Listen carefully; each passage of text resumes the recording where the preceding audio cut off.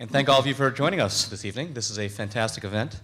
I think that the conversation is both, again, incisive and timely. This is certainly a topic, the greater topic of immigration, of inclusion, of identity, of what it means to be American, that seems to continuously resurface, driven in many cases by the economy, driven in many cases by political need, by partisanship in some cases. And we resolve it, we ever resolve it, with, I think, the deeds of great individuals, like some of the ones you mentioned, and important institutions, like some of the ones assembled tonight. And it is my pleasure to be speaking with one of those individuals, one of those great individuals who has helped to advance this cause. Martin, thank you so much for allowing me to be your interlocutor. The object here really is, I think, to expand upon this terrific presentation you've done, delve a little back into the context of the book that you wrote, but also to, I think, open up some of what was discussed beyond history and to look at the present and even the future. That is, after all, what a museum is about. It's not about keeping things in cases.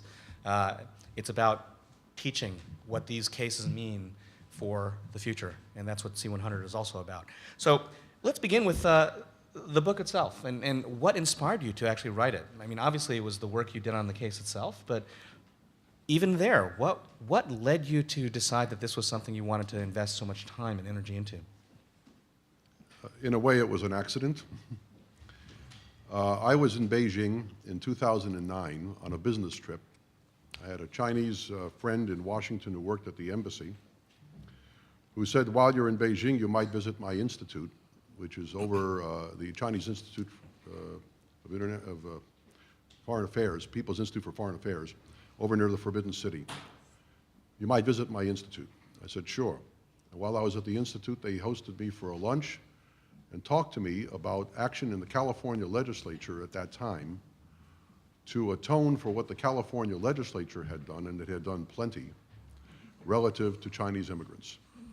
And they asked me whether or not anything like that was also possible in the United States Congress. I said, well, I'll look into it. I did not have a remote idea of what the Congress had done. I had heard about the Chinese Exclusion Act, but I thought it was an isolated piece of legislation and had no sense that there was a long record about this. So I got the law firm to, after we searched out local Chinese American organizations that were interested in dealing with this, I got the law firm to agree to take it on a pro bono basis and then began to do some research. And research led deeper and deeper and deeper as more and more and more of this legislative history was exposed. So the origin of the actual pro bono project was that, and the origin of the book was the pro bono project.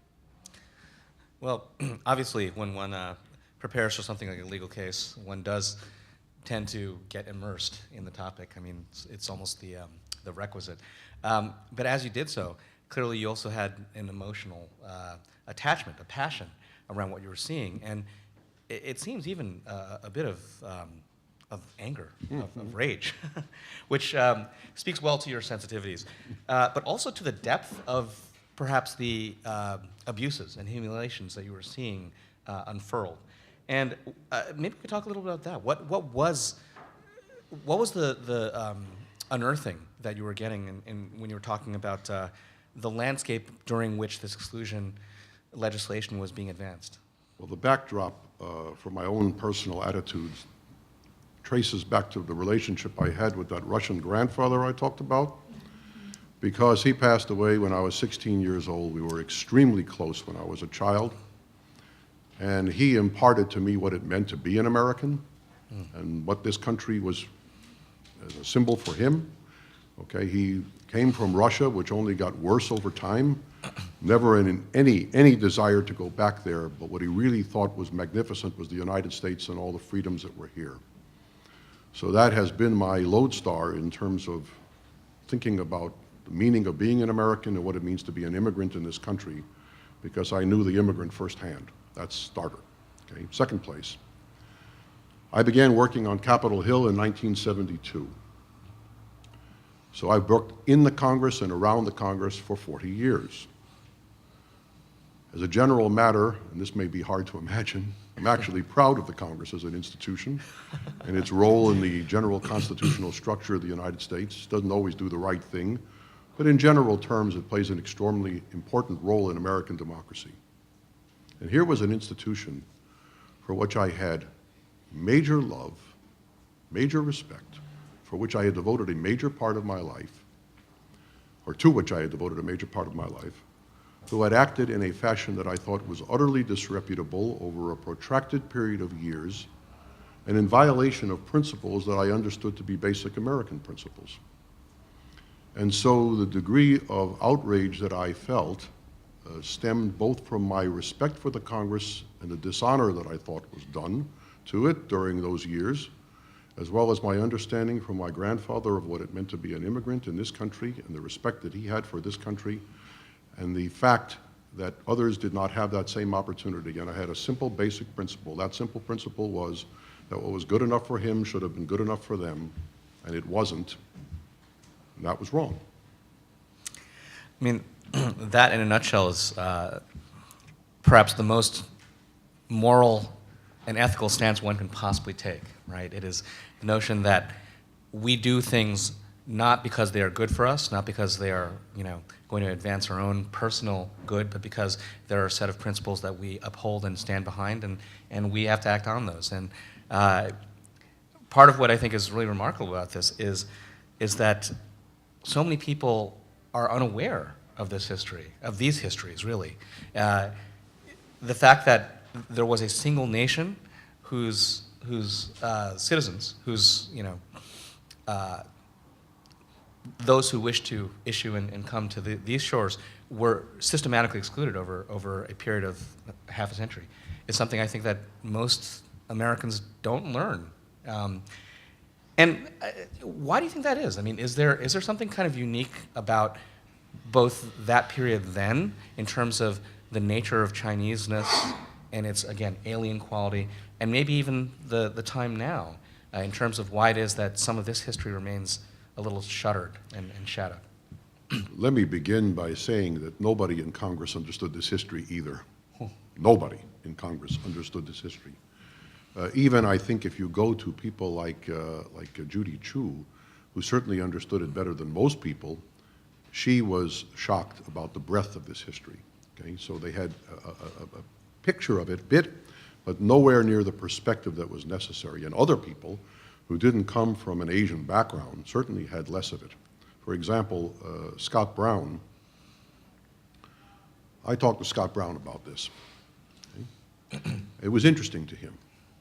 What interested him more than anything else was the predecessor, George Frisbee Hoar, and what he had done. And I said to him very simply, you can stand in that senator's shoes, if you will. Will you?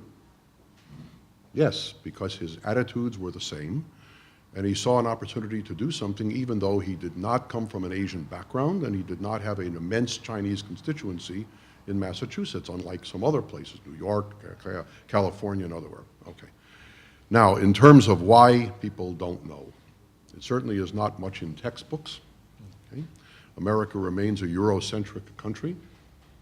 You don't also have, and some of you may not agree with this, but I'll just make this observation, you don't have, if you look at the population of Chinese in America, you don't have, I think, highly evident examples of past discrimination, where you can trace it out and say, the reason that this person is in this terrible state is because there was discrimination years ago. Contrast that, if you will, with Native American peoples, okay? And the poverty that you see on tribal reservations and the general condition of Native American peoples in this country, you say, why is this population in this kind of shape? And you can go back and say, well, that has a lot to do with the policies that were followed of the government, for example, among other people, in years past. And you can trace present conditions back to past discrimination pretty readily. It's very visible. Okay?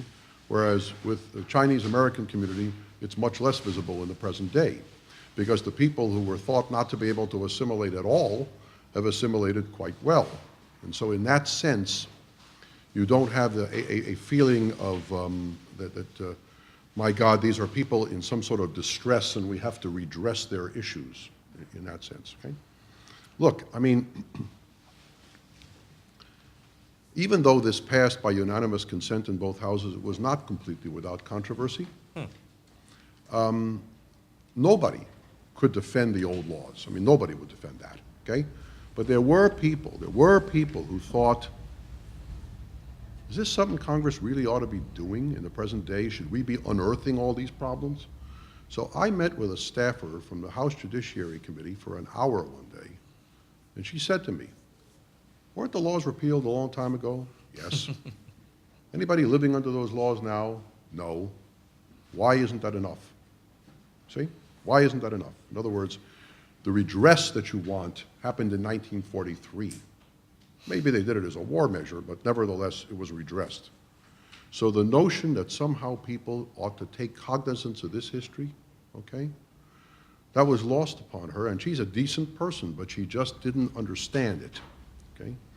Fortunately for us, there were others who understood it very well, including the leadership of both parties in the House of Representatives.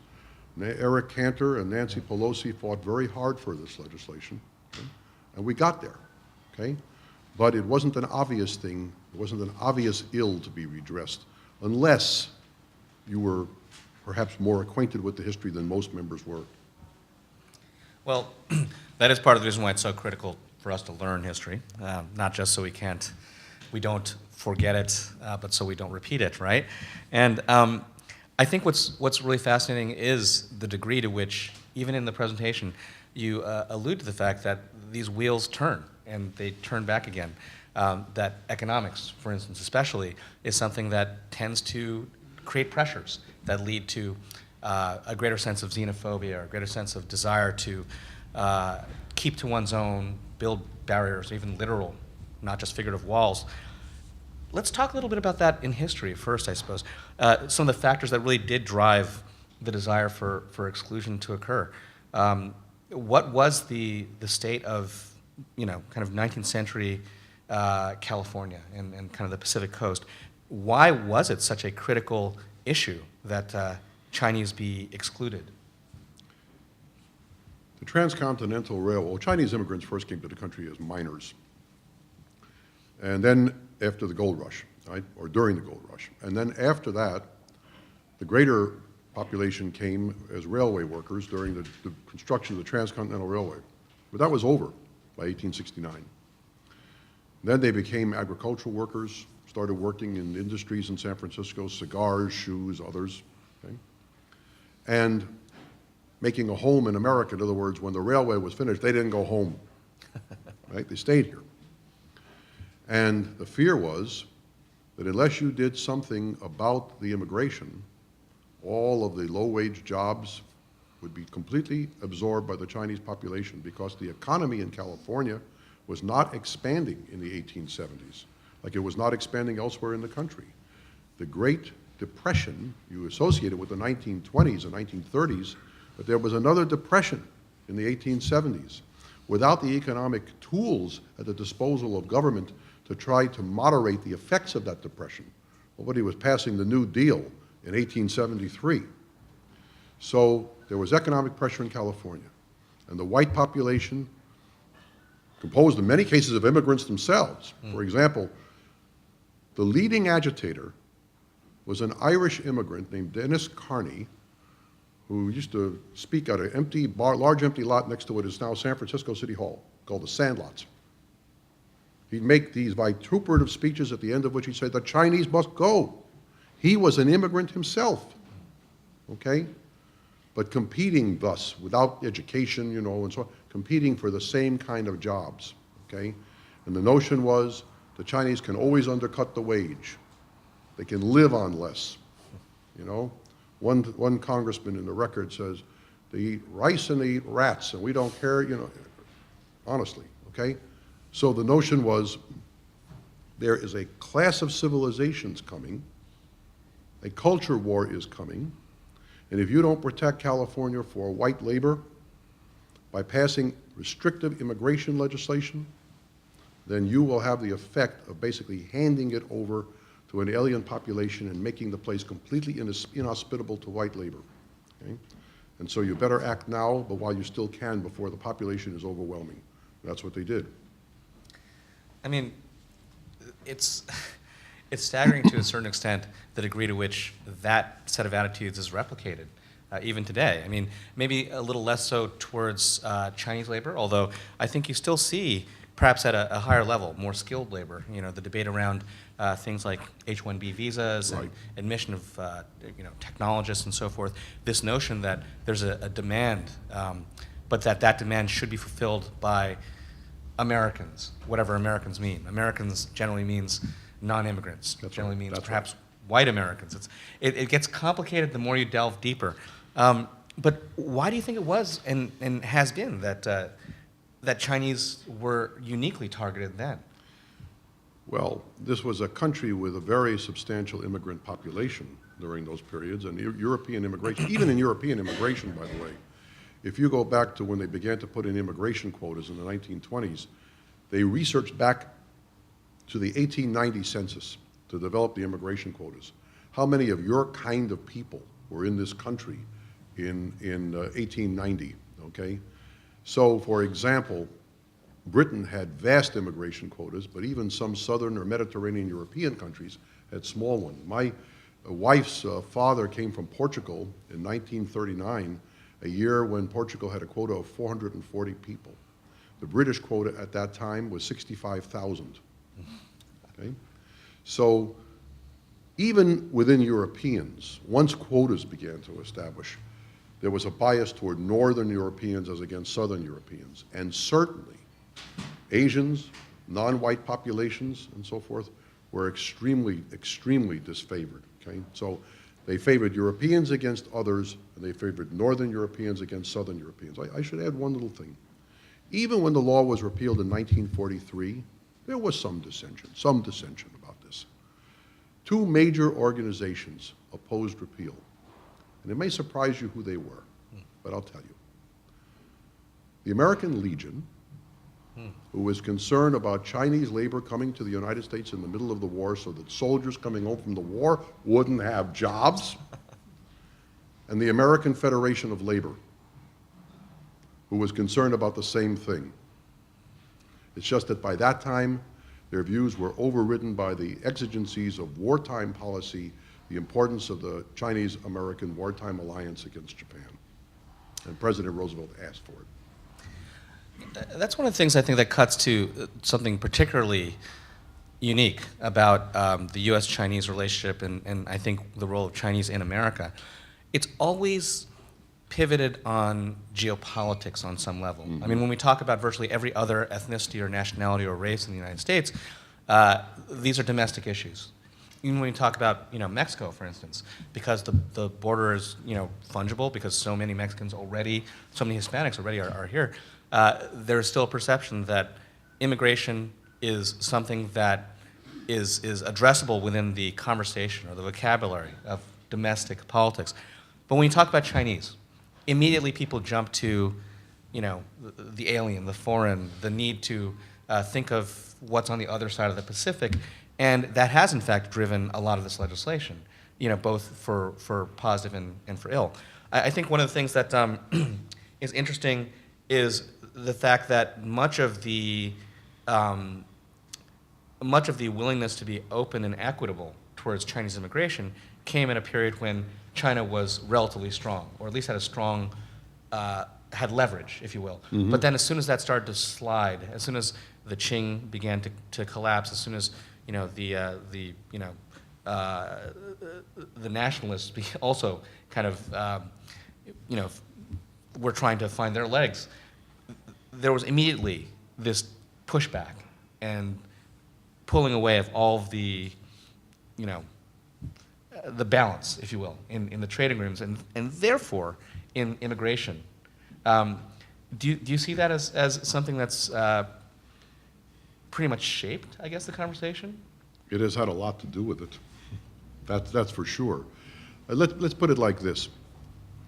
During the war, Japanese propaganda was trying to, in essence, sap the will of the Chinese people to resist. I mean, they had the sort of puppet government in Nanjing at the time, and they were trying to, in essence, get to a point where the Chinese people no longer had a willingness to resist. So the Japanese said, why are you helping the Americans? Why are you helping the British? The British are imperialists. The Americans are racists. You don't believe they're racists? Just look at those exclusion laws. And that's why Roosevelt pushed so hard to get rid of those exclusion laws, take that argument away. The imperialist argument was taken away earlier in the year when the United States and Britain renounced extraterritorial rights in China that had dated back to the Opium Wars, okay? But the racism of the exclusion laws, which was a serious bone in the throat, as Congressman Judd pointed out, okay, of the average Chinese person, that was something that also had to be erased. Now, you know, they erased it very imperfectly. Countries had quotas. China's quota was 105 people. Worldwide, of which 70 could come from China itself. It was the only country, even after repeal, it was the only country that had a special quota. What do I mean by special? If you were a French person by birth, but you came to America from England, you came under the British quota, not the French quota. But if you were Chinese from anywhere in the world, you came under the Chinese quota no matter what country you came from. Why so? Because Hong Kong was British. So the argument of the labor unions was, Chinese will flood the labor market using the British quota. And the rebuttal was, oh no they won't, because we're going to repeal the exclusion laws, and we're going to let them immigrate to this country, and we're going to let them naturalize, but the quota we'll give them is a special quota, 105 worldwide, okay? So even when they repealed it as a war measure, they didn't repeal it to put China on a footing with everybody else. Your point, right? I mean, you know, hearing those things, the degree to which people threaded needles in order to just ensure that Chinese were placed in a special, inadmissible, permanently alien, perpetually foreign category is startling. And this notion, again, that the wheel continues to turn, we have moved into a period in which there is, again, a sense of threat from China, but that threat is less about overwhelming due to waves of you know, immigration, and more, again, geopolitical, more competitive, more of a sense of, you know, the stature of nations. And we have seen signals, I think, in you know, recent, you know, more populist and more strident campaign conversations and so forth, which seem to be placing China back again in that point of unique rival, if you will. What do you think that speaks to? I mean, I don't, you know, it's taking things to another level, certainly, but do you feel like the same shadow, the same pressures that may have existed back in the 19th century are there and merely lurking, waiting to be, you know, resurrected in some level? Well, China and the United States have had a complicated relationship for a very long time.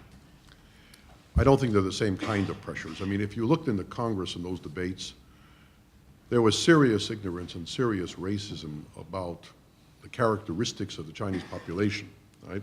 Mm-hmm. And why it is that you could exclude people because they were too different and unassimilable and all the rest of it. Nobody would get that now, okay? And I think that people would generally value the contribution of Chinese Americans to American society anyway.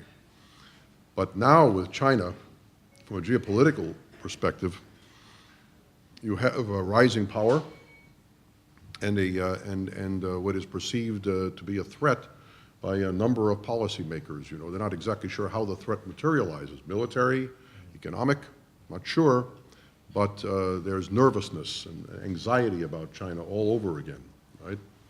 So I remember once visiting China. I went to a school in the interior of China in Guizhou province with 4 former United States senators. And this was with 75 students in the English language, quite impressive. Right? The first question they asked the senators was, what do you think is the value of an American education? And And the senators all answered. And then I spoke up because they're not senators anymore, and I'm not a staffer anymore. I said, well, senators are right about American education, but I'll tell you something that's really wrong with American education. What's really wrong with American education is we don't know enough about you. We don't understand your country, we don't understand your culture, we don't understand your history. We don't understand how you view the world, we don't understand your perspectives, okay? America has been, from the beginning, a very Eurocentric country. It's one of the reasons that this history is not written about in textbooks, okay? But whatever validity that may have had at some point in time, I mean, it wasn't morally valid, but let's say, whatever validity it may have had, it's not valid anymore. And it won't be valid going forward. So we have a whole lot to understand and learn about China in every respect, including, by the way, thank you, including the way that history is interpreted, you know, the unequal treaties, sense of grievance, all the rest of it that motivates the way people look at the world. Committee of 100 did a survey in 2012, okay? Looking at opinion in both countries. They asked Americans, are Americans trying to contain China? Americans say, oh, absolutely not. Containment, that's what we did to the Soviet Union. We're not containing China at all. They asked the Chinese, are we containing them? Yes, we are. Trying to do that. Well, why do they think that way? See? There's a history that informs that. You don't even have to agree with the conclusion as long as you understand the history. Otherwise, you're talking past each other. So what America does not know about China at a time when China is a rising power is very dangerous for this country, very dangerous in a lot of respects. So the nature of the whole discussion has changed from the kind of ignorance we're talking about before into a different sort of ignorance, but ignorance nonetheless and a problem. I think that one thing that even among individuals, you know, when I speak with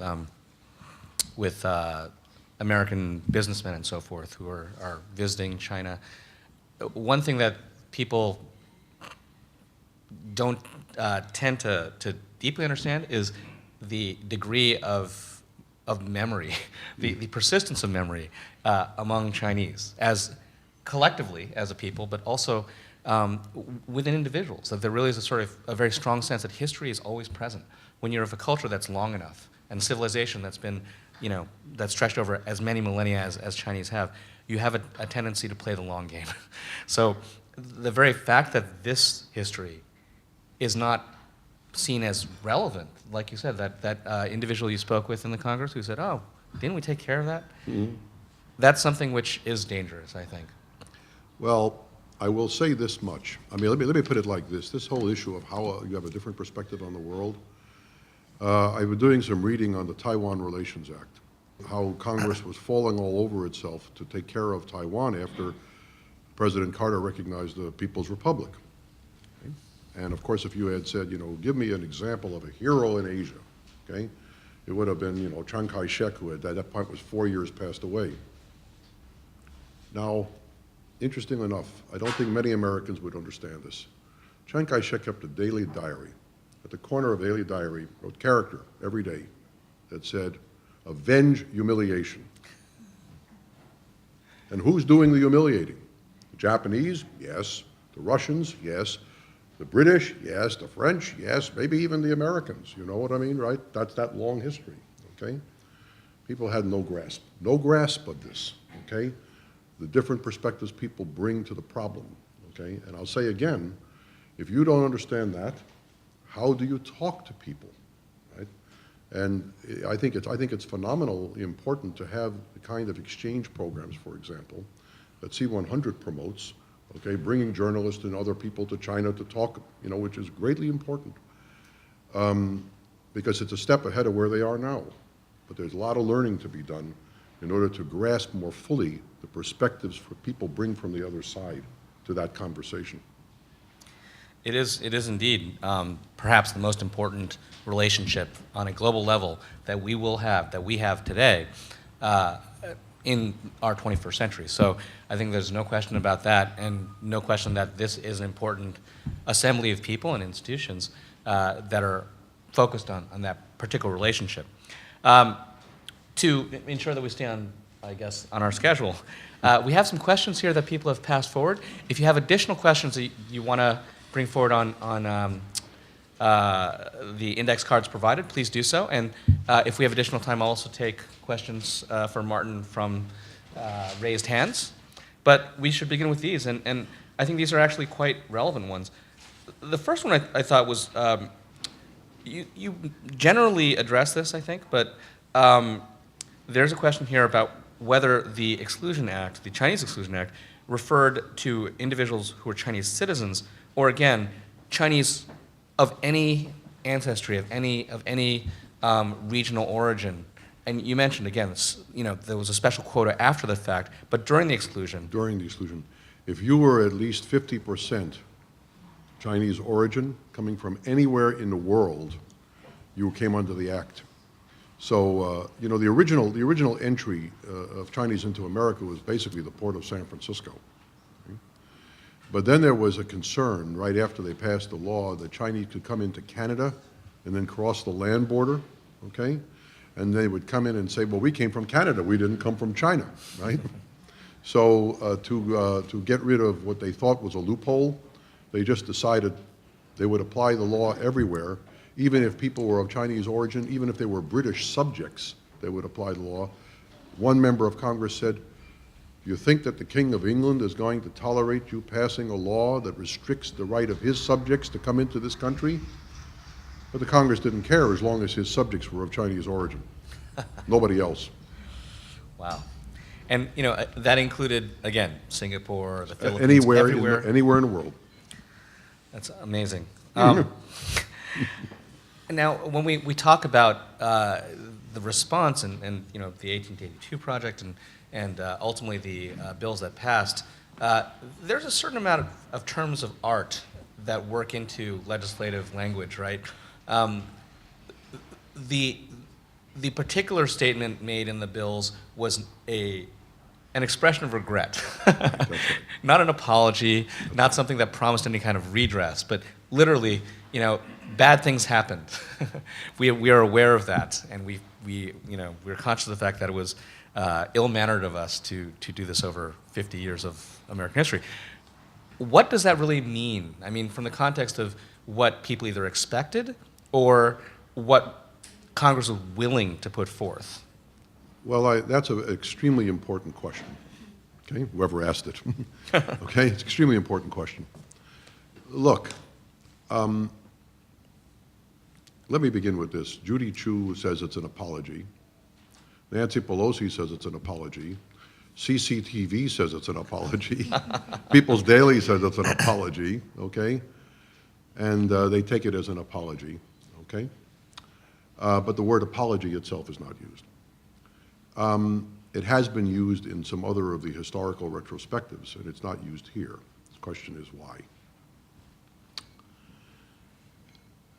Apology has become a very, very much politically toxic situation. For example, we still do not have a status of forces agreement in Afghanistan that is really important to the future of that country because President Karzai wants an apology from the United States for the behavior of American troops and contractors in Afghanistan, and President Obama won't give him an apology.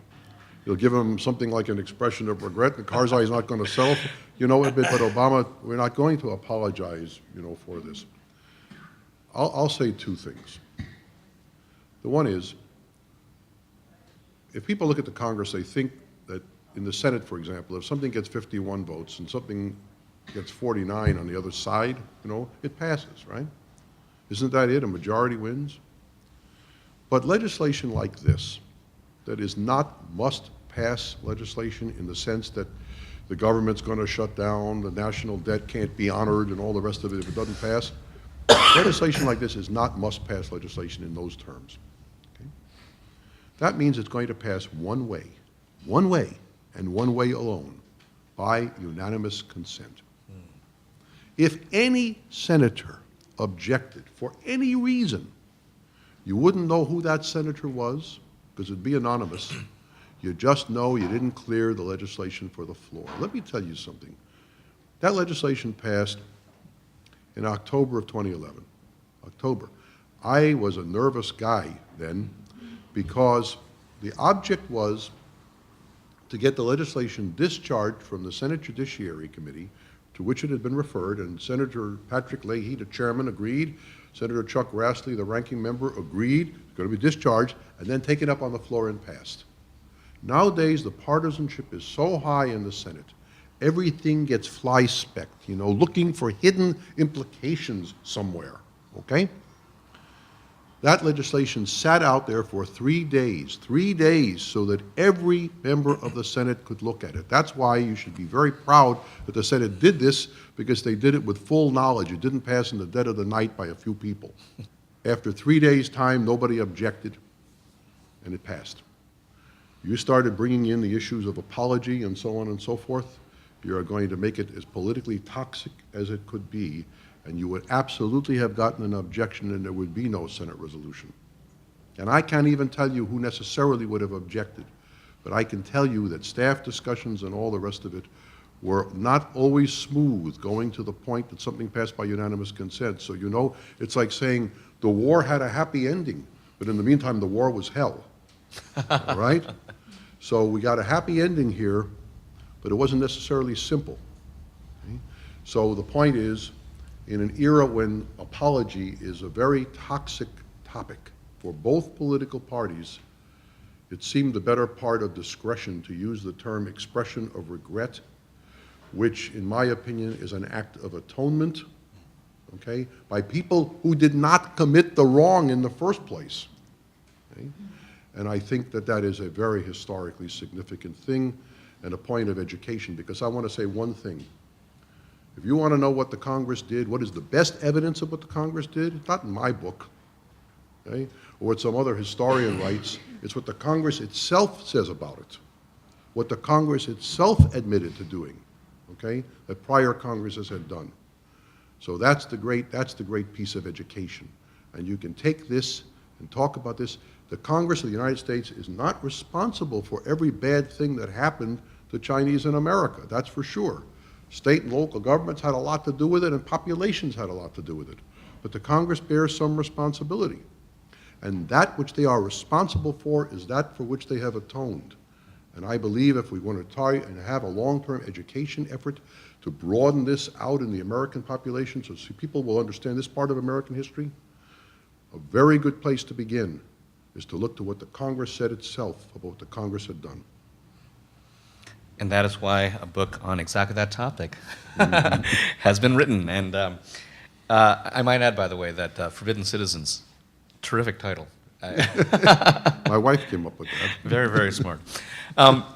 So now, if we're talking about the actions of past Congresses, somebody submitted a question which I think does bring this into the present vein, if you will. There is obviously a great deal of relevance in this conversation to what's going on today.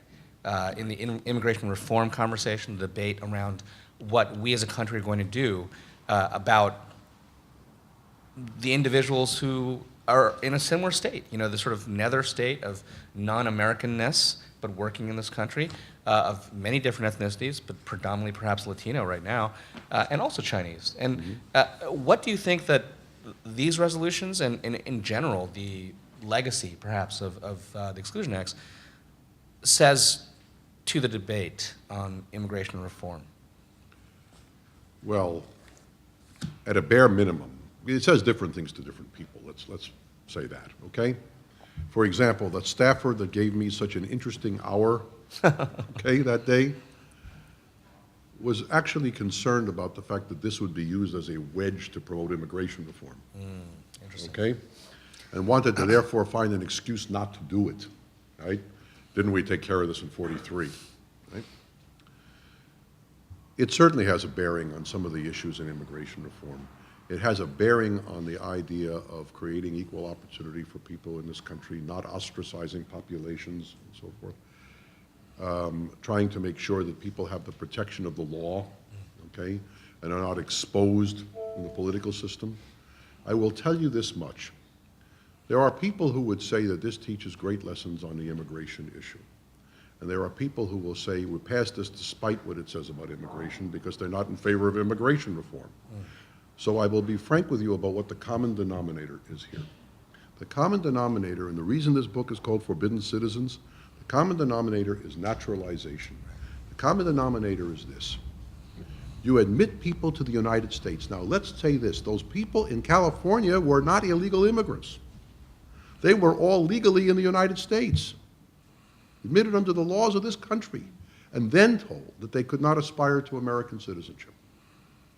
Then the political system was turned against them, okay, to their great disadvantage and their great harm.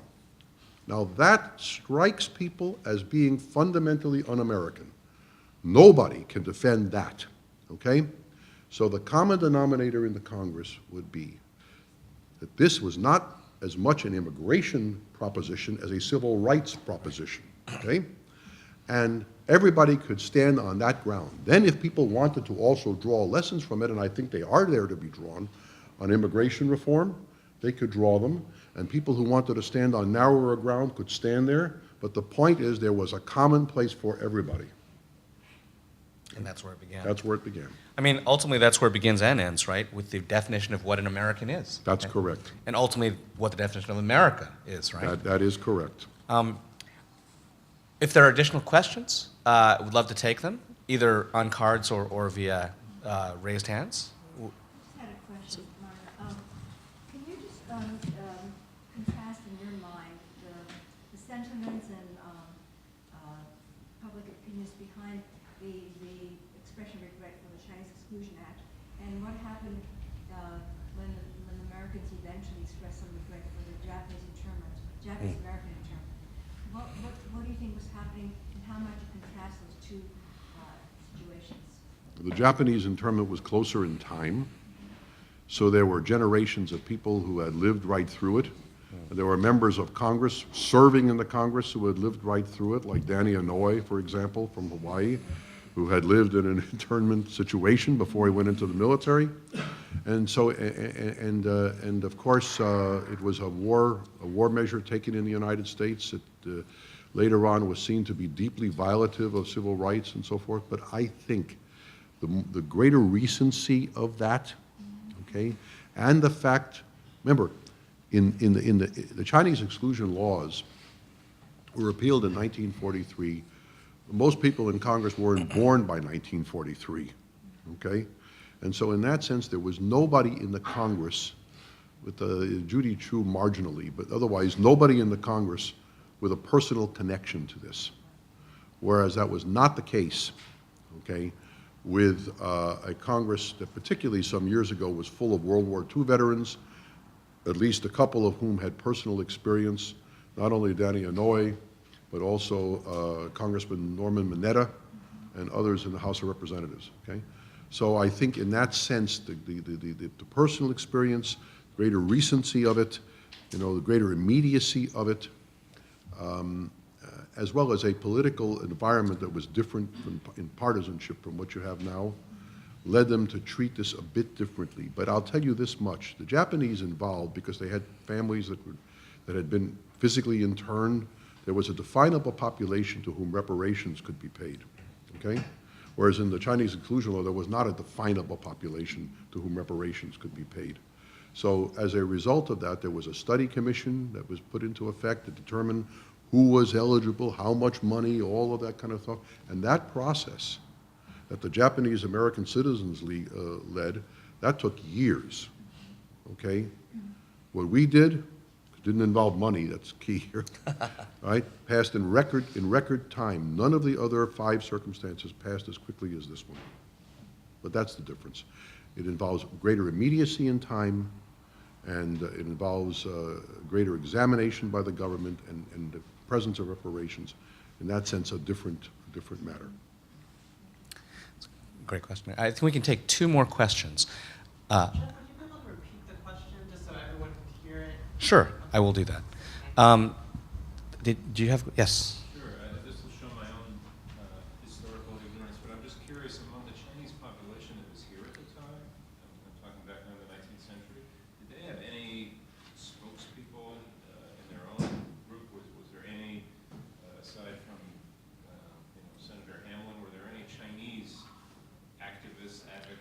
lawyers. Well, Yeah, lawyers. Look, without redress to the Congress, they sought redress in the courts, you know. And the first, for example, the birthright citizenship case, the Wong Kim Ark case, is a Chinese-American case. Here's a fellow who was born in America to people who are ineligible to be citizens. And the question is, could he be a citizen?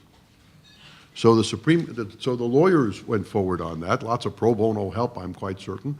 But seriously, and the Supreme Court said, yes, Wong Kim Ark is a citizen. It's the birthright citizenship case. And I'll tell you something interesting, not to take time up for other questions, but this is very interesting. To just prove to you how controversial that was. That happened in the 1890s. In 1902, the law was extended. In the House of Representatives, there was a congressman named Champ Clark, who later became the Speaker of the U.S. House of Representatives, and who was the principal rival to Woodrow Wilson for the 1912 Democratic presidential nomination. Congressman Clark tried to pass, and did pass through the House, a version of the legislation that would have been written in a form to bring Wong Kim Ark back before the courts again. It involved immigration from the Philippines, okay, after the United States had won the Spanish-American War. And on the floor of the House, it was said, your proposal violates the Supreme Court decision in Wong Kim Ark. He says, you're right. But it was poorly decided, and I want to give them a chance to decide it again, hoping that it would get all the way through Congress, be signed into law, and that the Supreme Court would have a chance to review birthright citizenship one more time, okay? But fortunately, the Senate rejected this proposition, and it never made it into the final legislation. But I'm just saying to you, they didn't have political redress, so they did what they could in court, sometimes won, more often not, okay? And they were still left in a very bad state. Let me put it like this.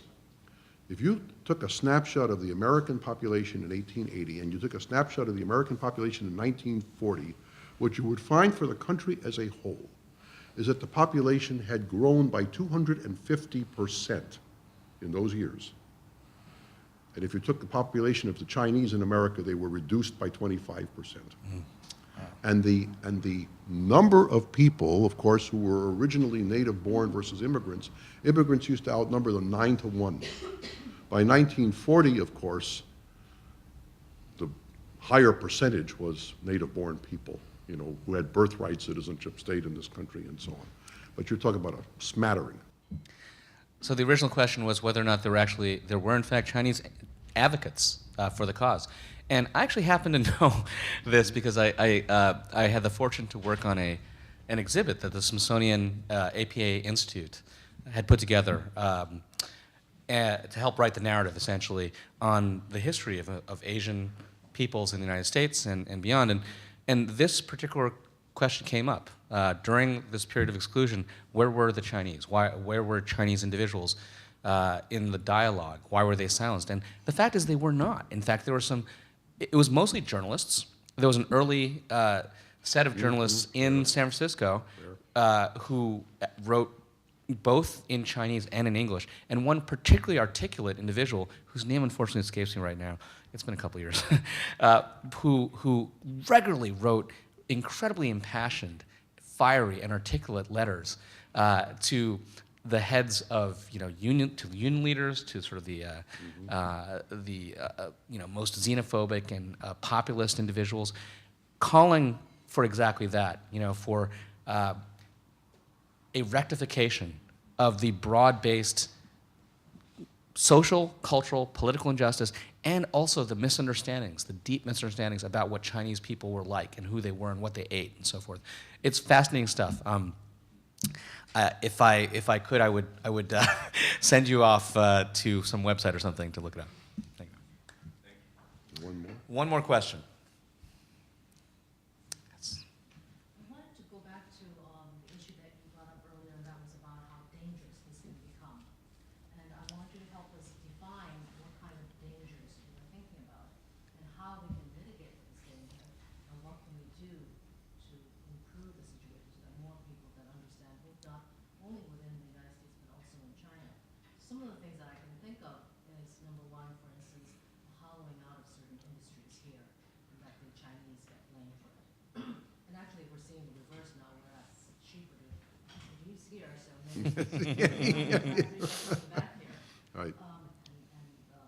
The other thing is that now the Chinese are coming to buy a lot of land, maybe even companies, and there might be newbies that might be doing it. So these are the two that I can think of, but I'd like for you to help us define. Those are important ones. I mean, foreign direct investment you would think would be welcomed, and in many cases is, okay?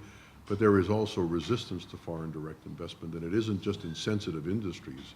If you want to buy ham producers, you might also have foreign direct investment issues, okay, with people who think that somehow or other jobs are going to be exported, that the jobs will not stay in America, that once a Chinese company owns an industry in the United States, what they're really going to do is buy it and move it out, you know.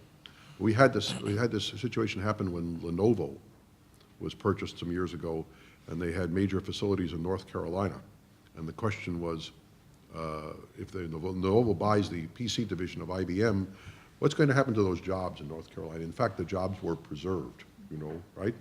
A perfectly good textbook study of how foreign direct investment can work for everybody. But there's a lot of suspicion about that, not unlike the suspicion about the Japanese buying America, you know, a generation ago, right?